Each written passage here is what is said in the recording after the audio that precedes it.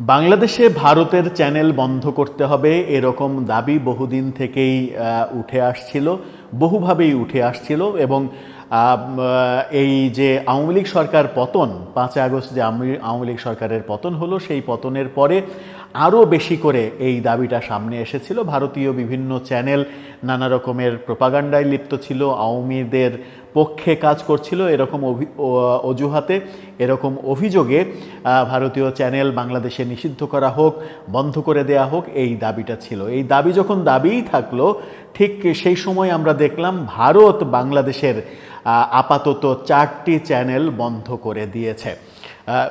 4টি বড় টেলিভিশন, 4টির মধ্যে 3টি বড় টেলিভিশন চ্যানেলের ইউটিউব কার্যক্রম তারা বন্ধ করে দিয়েছে, অর্থাৎ ভারতের সীমানায় ইউটিউবে এই চ্যানেলগুলো আর দেখা যাবে না। অভিযোগ যে তারা ভারত নিয়ে ভিত্তিহীন সব নিউজ তৈরি করছে, যা ভারতের জনগণের মনে নানা রকমের প্রশ্নের জন্ম দিতে পারে, ভারতে অস্থিরতা তৈরি করতে পারে।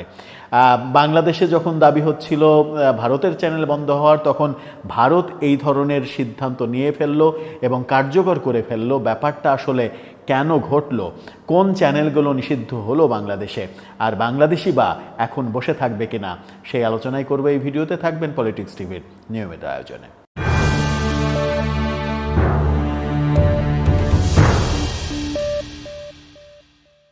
দর্শক, পলিটিক্স টিভির নিয়মিত ভিডিওগুলো এখন থেকে স্পন্সর করছে প্রজাপতি.টিভি, নতুন ওটিটি প্ল্যাটফর্ম। আপনারা চাইলে ইউটিউবে, ফেসবুকে, ইনস্টাগ্রামে, টিকটকে দেখে নিতে পারেন। ডেসক্রিপশন বক্সে লিঙ্ক দেওয়া থাকবে, সেখান থেকেও আপনারা দেখে নিতে পারেন প্রজাপতির কার্যক্রম। চলে যাচ্ছি মূল ভিডিওতে। বলছিলাম বাংলাদেশের 4টি চ্যানেল, সেই 4টি চ্যানেলের ইউটিউব ভার্সন ভারতে বন্ধ করে দেয়া হয়েছে। অর্থাৎ ভারতের জনগণ ভারতের কোনো প্রান্তে, বাংলা ভাষাভাষী তো অবশ্যই, কোনো ভাষাভাষীর কোনো প্রান্তে, কোনো রাজ্যে এই 4টি চ্যানেল ইউটিউবে আর দেখা যাবে না। সেই চ্যানেল কোন 4টি? অভিযোগ তাদের বিরুদ্ধে, তারা ভারত সম্পর্কে নানা ধরনের প্রোপাগান্ডার নিউজ ছড়াচ্ছে, বিশেষ করে ভারত পাকিস্তান যুদ্ধ নিয়ে নানা রকমের মুখরোচক গল্প ছড়াচ্ছে, যে গল্পগুলো ভারতের জনগণকে এক ধরনের অন্যরকম মোটিভেট করতে পারে, ভারতে বিশৃঙ্খলা তৈরি করতে পারে, এরকম অভিযোগেই চ্যানেলগুলো বন্ধ করে দেওয়া হয়েছে। তার মধ্যে গত বৈষম্য বিরোধী আন্দোলনে সবথেকে সক্রিয় ভূমিকা পালন করা যমুনা টেলিভিশন রয়েছে। আওয়ামী লীগের আমলে আওয়ামী লীগের পক্ষে সবথেকে বেশি যে চ্যানেলগুলো কাজ করেছে 2-3টা চ্যানেল, তার মধ্যে নাম্বার 1 যদি বলা হয় তাহলে 71 টেলিভিশন। সেই 71 টেলিভিশনকে বন্ধ করা হয়েছে, যেটা 5 আগস্টের পট পরিবর্তনের পরে মালিকানা সহ কর্মকর্তাদের পরিবর্তনে এখন আমূল পরিবর্তন হয়ে গেছে। আগে তারা আওয়ামী লীগের হয়ে কাজ করতো, এখন তারা এই সরকারের হয়ে কাজ করে। সেই 71 টেলিভিশনকে বন্ধ করে দেওয়া হয়েছে।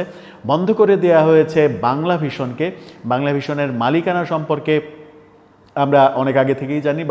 বাংলা ভিশনের মালিক প্রয়াত ঢাকার মেয়র সাদেক হোসেন খোকা, অর্থাৎ খোকা পরিবারের এই প্রতিষ্ঠান 5 আগস্ট পট পরিবর্তনের পরে তারা বেশ আওয়ামী বিরোধী অবস্থান নিয়ে সংবাদ প্রচার করে জনপ্রিয়তা অর্জন করেছে।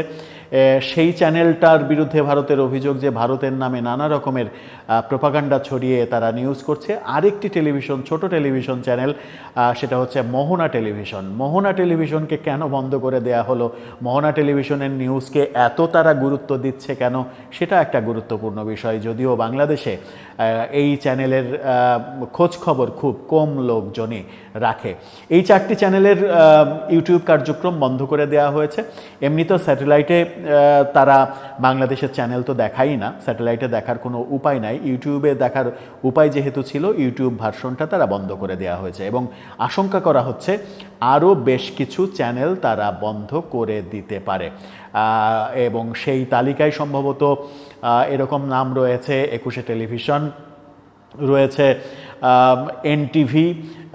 এই চ্যানেলগুলোর কালো তালিকায়, তাদের যে কালো তালিকা, সেই কালো তালিকায় এই চ্যানেলগুলো আছে বলেও বিভিন্ন সূত্র বলছে।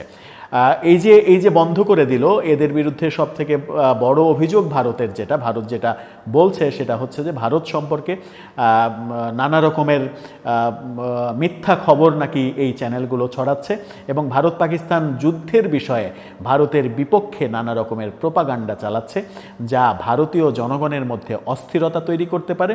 সেই অস্থিরতা যেন তৈরি করতে না পারে সেই কারণে তারা বন্ধ করে দিল। বাংলাদেশে যখন ভারতীয় চ্যানেল বন্ধের আন্দোলন চলছিল, ঠিক সেই মুহূর্তে ভারত সেটা কার্যকর করে দিল। এখন আমাদের কোন পথে হাঁটা উচিত, কিংবা আমরা কোন পথে হাঁটবো, সরকার কোন পথে হাঁটবে? রিট পিটিশন দাখিল করাই আছে ভারতের চ্যানেলগুলো বন্ধ করে দেয়া বাংলাদেশে, সেরকম একটা রিট পিটিশন কোর্টে শুনানির মধ্যে রয়েছে। কোর্টের মাধ্যমে বন্ধ হবে কিনা ভারতীয় চ্যানেল, নাকি সরকার নির্বাহী আদেশে ভারতীয় কিছু কিছু চ্যানেল বন্ধ করে দেবে, নাকি ভারতের সব চ্যানেলই বন্ধ করে দেবে? সব চ্যানেল বন্ধ করতে গেলে আবার বাংলাদেশের দর্শকদের মধ্যে বিপুল পরিমাণে নেগেটিভ রেসপন্স তারা পাবে, কারণ ভারতের বেশ কিছু চ্যানেল বাংলাদেশে এত বেশি জনপ্রিয় যে বাংলাদেশের বিশেষ করে মহিলা দর্শকরা রিমোট ছাড়ে না সেই সব চ্যানেলের কারণে।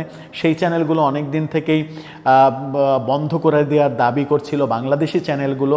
তাদের ব্যবসায় ভাটা পড়ছে, তাদের ব্যবসা নষ্ট হচ্ছে এই অজুহাতে।